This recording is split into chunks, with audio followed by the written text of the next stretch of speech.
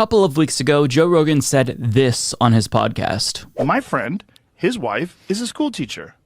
And she works at a school that had to install a litter box in the girls' room because there is a girl who's a furry who identifies as an animal. Now, at the time that he made that claim, this hoax had already been debunked again and again and again.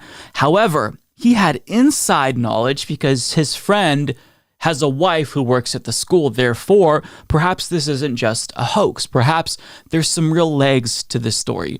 Except he's going to admit in a podcast episode with Michael Sherman, who's an author, that there was zero evidence for that hoax that he spread on his podcast to millions and millions of listeners. Let's watch.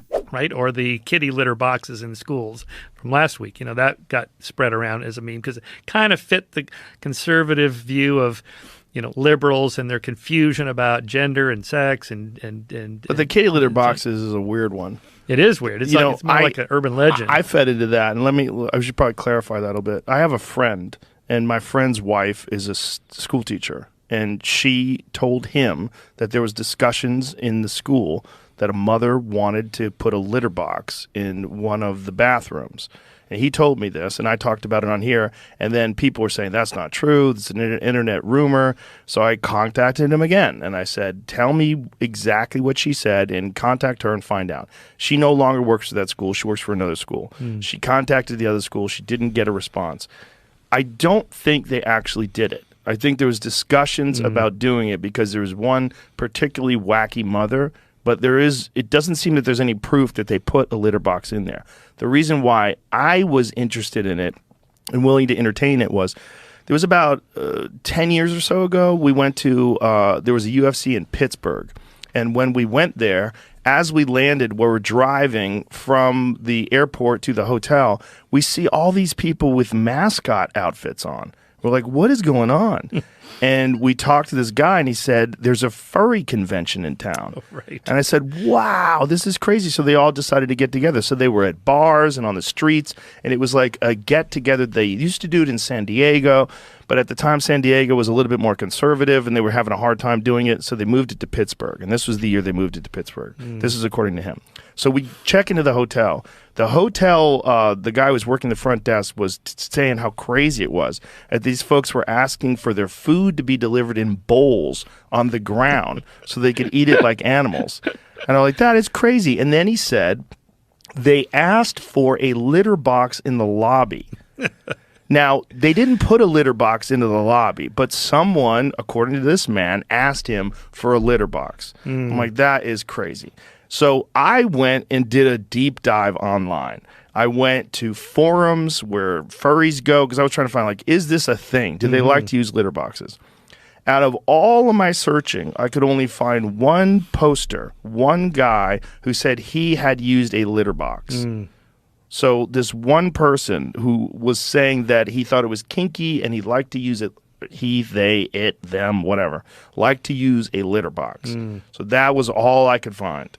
So is that something that people do, or is it something that people talk about doing because it's fun?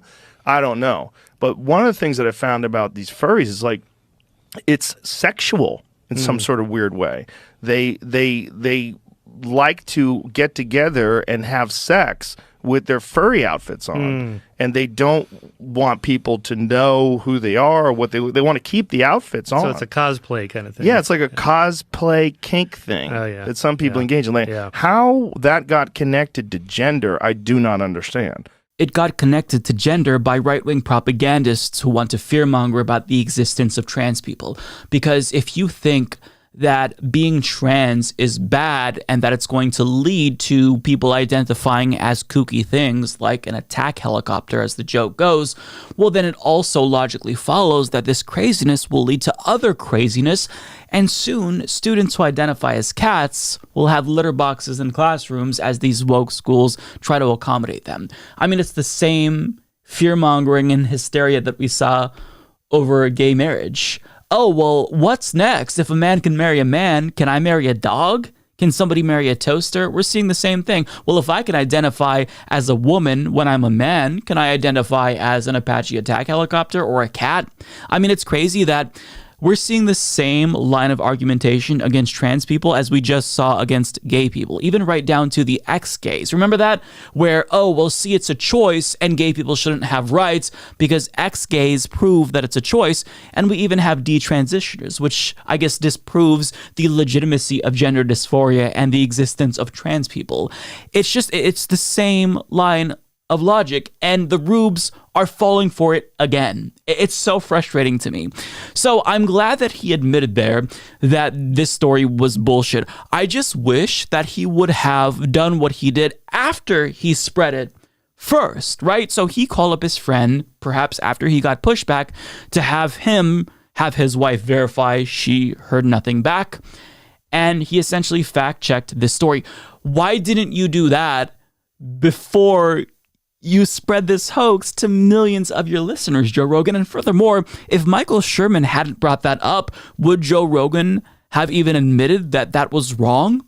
I mean, does he even feel guilty or responsible about the things that he says? I mean, on my program, if I make a small error, I feel like I have to correct it immediately. If I catch it during editing, I re-record. If I say something incorrect, I'll pin a comment to the top of my video, just making sure that people know I'm trying to be as accurate as possible. But Joe Rogan, he seemingly just doesn't care because he doesn't learn. That's the problem. If he made a mistake, then that's fine. We're all humans. We all make mistakes. But we learn from those mistakes, and he just doesn't learn. He continues to follow for these dumbass stories again and again and again. And what he says, it reverberates around the country. He's not just bullshitting with his friends anymore, as much as that's what he wants his podcast formula to be.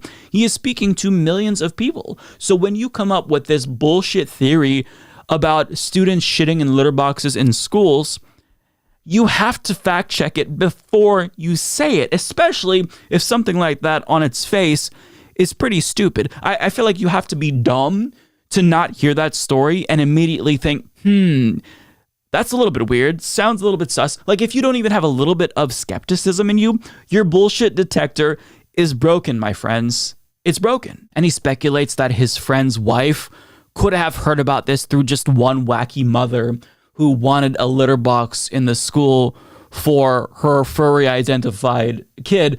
But that wacky mother, I'm guessing, is the original mother who spread this conspiracy theory in the first place because she heard that they were putting litter boxes in bathrooms to accommodate furry identified students. So it's just really frustrating that this has been a hoax that has spread again and again and again.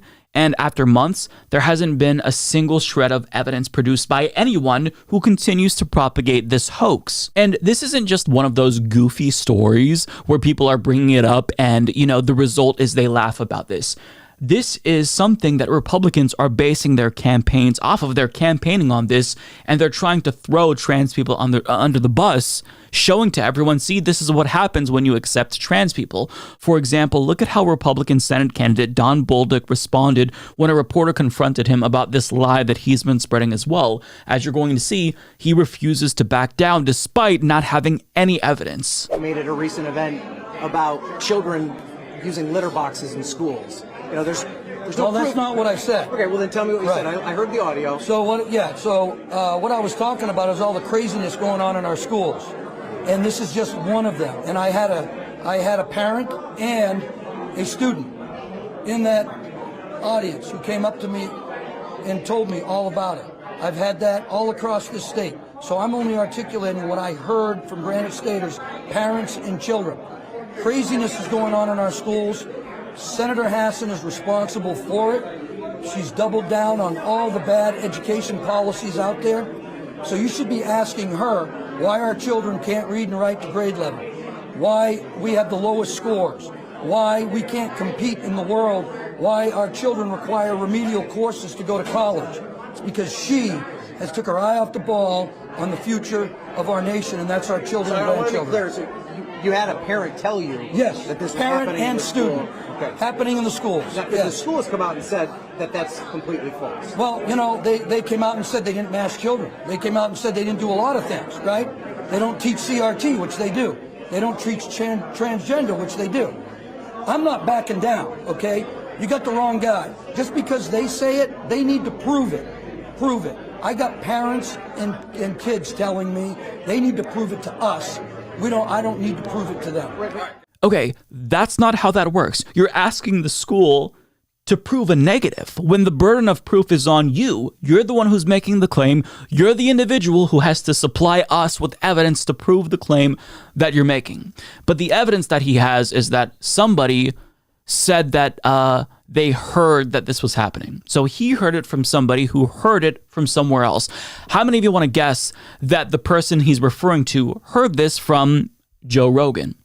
I mean, he has the biggest platform, so it's not unreasonable to think that Joe Rogan is where they got this information from. Although, to be fair to Joe Rogan, this myth has been circulating now for almost a year, and it's come from a plethora of politicians as well, high-profile figures like Marjorie Taylor Greene. So maybe not Joe Rogan, but I think that he just amplified this to a level that it hadn't been amplified before. Now, what's interesting is that Don Bolduc there, he was endorsed by Tulsi Gabbard, who was on Joe Rogan's podcast when he originally made this hoax claim. So all these people, they shit in the same circles. They shit in the same litter boxes, if you will. And it's just frustrating that a myth so idiotic has so much steam. Something this unbelievable has got to at least get your bullshit detector up a little bit if you have any common sense. But in America, people just accept information at face value and they don't question it. They don't even try to think about it logically. They just assume that it's correct because they heard it from someone who heard it from someone who heard it from someone who heard it from someone else.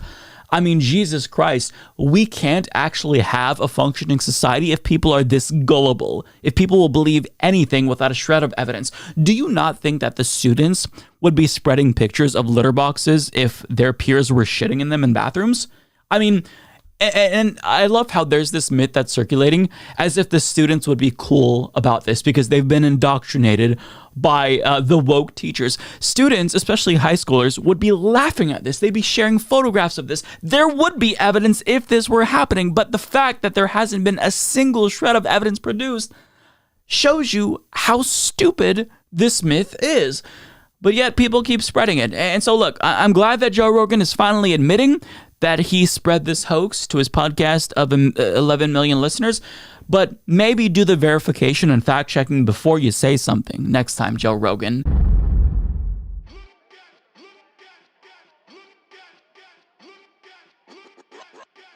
Ideas.